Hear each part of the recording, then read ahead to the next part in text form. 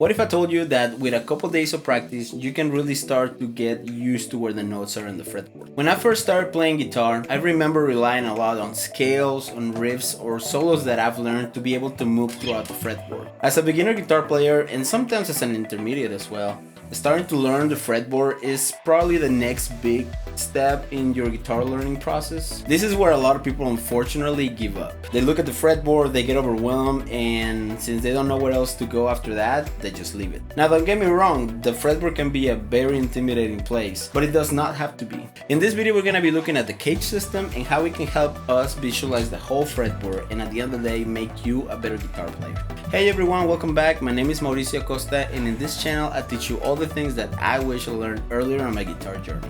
The CAGED system is a methodology to teach the guitar fretboard. If you look at the guitar, there's not really a lot of ways that you can guide yourself without knowing anything. Yeah, you have the frets, you have like some guitars have like the notes, the little dot things, but by themselves they don't really tell you anything. Now most people that I've talked to that really know their way on the fretboard say that the best way to learn it is through chords, and that's exactly what the CAGED system intends to do.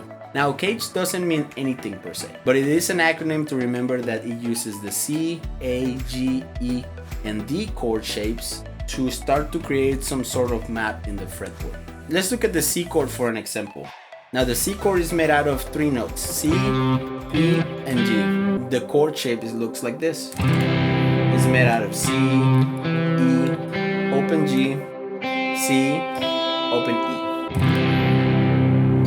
Now notice if we have the shape here, this string and this string are open. That means that technically if you look at it, it's technically over here, like the 0 position. Like if you look at the tablature, it says 0.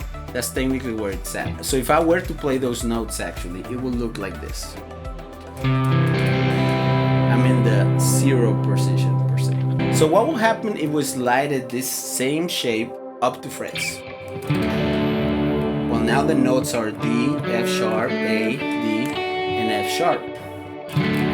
This is now a D major chord. You see what I did there? This is C, this is D. This is E, F, G, A, and I can just keep going. With the same shape, I was able to create multiple chords. Now that is just the C shape. We still have the E, the G, the E, and the D shape to our disposal. And we're gonna be connecting these chord shapes in just a moment.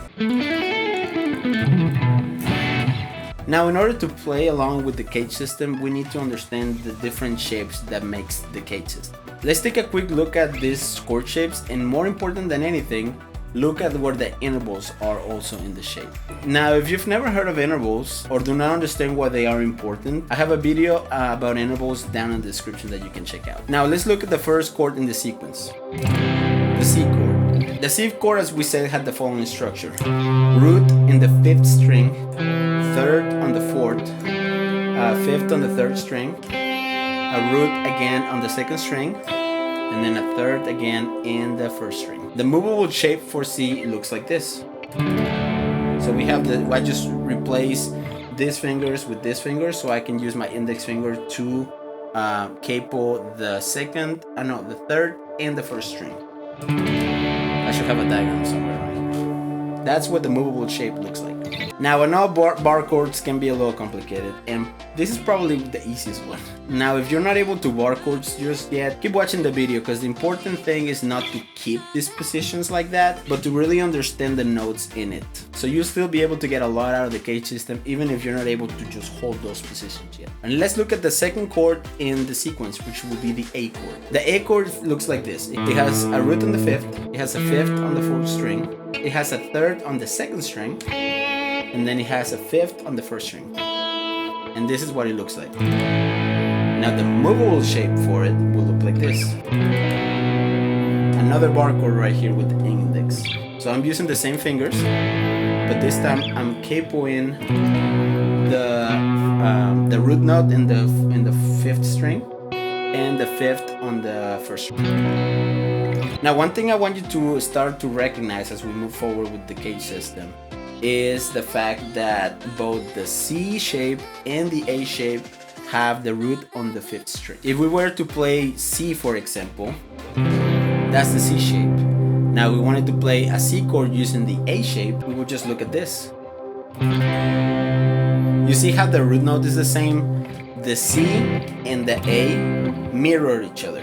The C worries about the notes on the left, and the A shape worries about the notes to the right of the root. That's just one little thing to kind of just keep in the back of your head as we look at these shapes. Now let's look at the G shape, and I'm not gonna lie, this one is, in my opinion, the hardest one to play for sure. I don't even think I can hold it for that long. But let's look at it first. So this is what it looks like. It has a root on the 6th, a 3rd on the 5th string, a 5th on the 4th string, another root on the 3rd string, then it has a 3rd on the 2nd string, and finally we have another root on the 1st string. Now the movable shape, are you ready? Looks like this. So this one is not necessarily practical, and you would think that if you move it closer, like it will be easier, but it actually is just an awkward position. I know it's not ideal, but the important thing though, and remember, is not the fact that we need to hold the chord, but to be able to visualize the note in it. Like if you wanted to play it as a chord, you can technically play like this, or you can play like this. So you can split it as well if you wanted to hold the chord. Now let's look at the E shape. It looks like this. We have a root on the 6th string, we have a 5th on the 5th string, we have another root on the 4th string, we have a 3rd on the 3rd string, a 5th on the 2nd string, and finally another root on the 1st string. Just like this. So the movable shapes look like this. So I'm using the same fingers, but I'm barring the 6th string and the 2nd and 1st. Now, have you noticed something though? The C and the A shape mirror each other. The C worried about the notes on the left, the A worried about the notes on the right. The same thing happens with the G shape and the E shape. The G shape is worried about the notes on the left, but the E shape is worried about the notes on the right. I guess the right of me, not necessarily for you. Left, right. I'll put arrows or something to make it less confusing. So then the G shape is worried about those notes on this side, and then the E shape is worried about the notes on this side. Heck, even the pattern is the same. The C shape technically has the root, the 3rd, the 5th, the root, and the 3rd. Now the A shape has the root, the 5th, the root, the 3rd, and the 5th. In the G shape, it has a root, a 3rd, a 5th, a root, a 3rd, a root. The E shape has root, 5th, root, 3rd, 5th, and root. It's literally the same thing. You're just adding a root at the end. And this is what I really want to talk about the CAGED system, because a lot of people use it as the only way that they visualize the fretboard. The CAGED system really is a way to introduce you to the fretboard. It's not the only way to visualize the fretboard. At the end of the day, you can use the CAGED system to start to guide you in the fretboard, but it's you starting to notice these little patterns that will make you a different guitar player. The CAGED system will give you a basic understanding of the fretboard, but at the end of the day, it's up to you to start making your own connections and your own particular way of visualizing the fretboard. Also, if you're finding all of this useful, I will appreciate it if you like the video. Now let's look at the last shape, D. Now what sets the D shape apart is the fact that the root is not on the 6th or the 5th string, but on the 4th string. This is what it looks like. So we have a root on the 4th string, we have a 5th on the 3rd, we have a root again in the 2nd string, and then we have a 3rd on the 1st string. The movable shape looks like this. So you're using one note per finger. You don't necessarily have to bar, but it's a little bit of a stretch to get this one. Now that is the way that I play it, but always do what's more comfortable for you. And just like that, we're done with all the shapes. Now how are we gonna put it all together? As of right now, we've been kind of taking them out of context just so I can show you the shape of the chord. Now let's play it, all of them, as they relate to C. So let's go ahead and play the C shape. And as we pointed out earlier, the root note on the 5th string is the same as the A shape. So we have that right there. Now this root right here on the 3rd is the same root note on the 3rd string of the G shape. So we have done C, A, let's go to G. Now as we previously discussed too, the root note on the 6th string is the same root note of the E shape. this root note right here on the 4th string is the same root note as the D shape. And then this root note right here takes us all the way back to the C shape. Right here. Now what can we do with all this? Well, there's 3 things that you can do with the CAGED system. The first one is chord playing. You can play a C here, you can play a C here, you can play a C here, you can play a C here, and you can play a C here. And again, you can split the shapes, you don't have to play the whole shape, and it will still be a C as long as you have the C, the E, and the G. So you literally have a lot of options to play the same chord. Now my favorite part of the CAGED system is for improvisation.